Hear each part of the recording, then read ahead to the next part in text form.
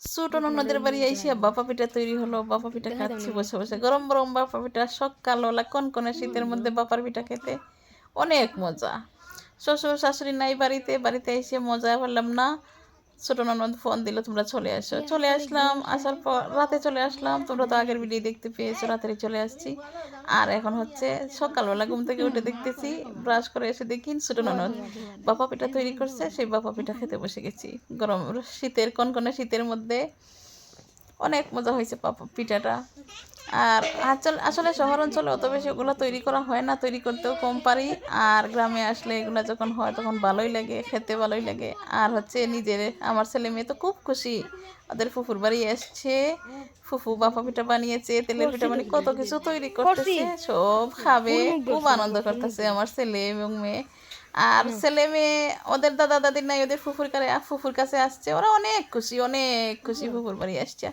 আর এই যেগুলো হচ্ছে লেবু, সেখানে লেবু হচ্ছে 4 কেজি লেবু, লেবুগুলো চিপিয়ে রস বের করে পুকুরে দেবে মাছের বিষ ভিটামিন সির জন্য।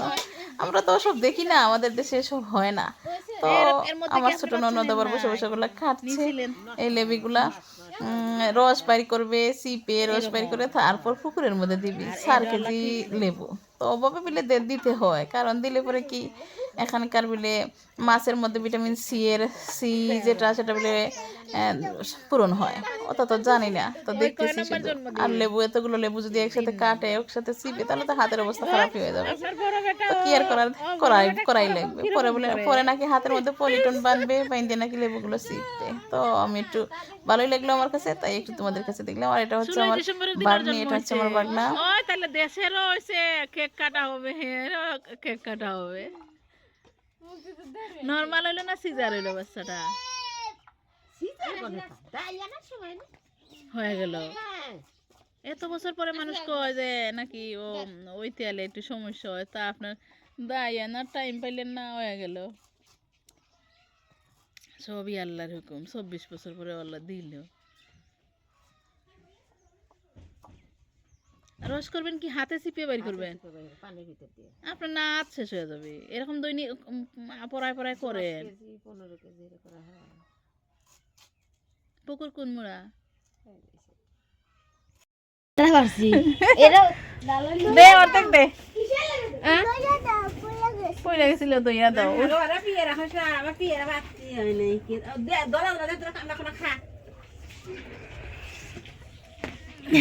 তুই বাপা পিঠা বানাইবার পারিস রাইফা? হায় হায়, তুই তেলের পিঠা খাইছিস রাইফা?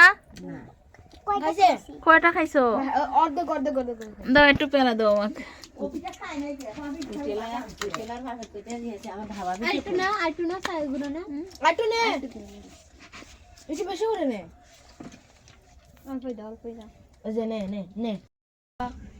বাবা পিঠা বানানো হচ্ছে।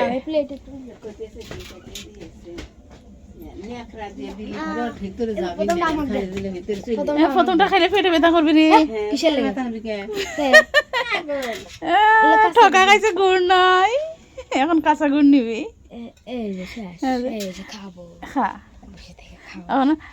রাইফা তুমি বাবা পিঠা বানাইতেছো, এখন বড় দেখি বলতে পারো কিনা।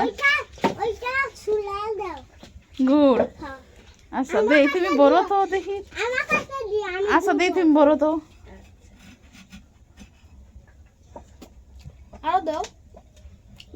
গুড় কবু এত সব পারে, এখন একটুখানি দিয়া বসে রয়েছে, গুড় দিবি?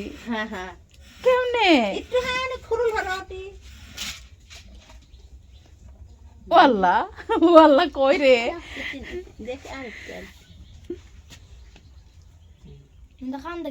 দাদি সত্যি বুড়া মানুষ। এখনো পর দাও অনেকটা দিও। হ্যাঁ, গলা গলা থাকবে না। হ্যাঁ সমান করো, সমান করাটাও সুন্দর হইতেছে। এখন ওটা কইরে দিয়ে ছাইরা দাও, ফুফু খোরকে একাই, ফুফু ডিস্টার্ব হইতেছে। এই যে নে, মা বানাইবার পারে না, বেটি বানাইয়া খাওয়াবে।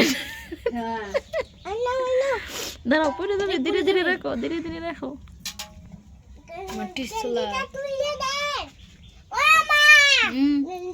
সেই স্বাদ লাগে। সেই নাম কি পিঠাটার? বাবা পিঠা। বাবা গ্রামে গ্রাম্য পরিবেশে মাটির চুলায় তৈরি বাপা পিঠা অনেক টেস্টের একটা পিঠা, এবং গ্রামের চুলায় মাটির খড়াইতে অনেক মজা হয়। আর আমার মেয়ে বসে বসে গরম গরম বানাচ্ছে, তাই তো স্বাদ। দেখতেই তো পাচ্ছ, ছেলে খাচ্ছে, মেয়ে বানাচ্ছে, কি মহা খুশি ওদের।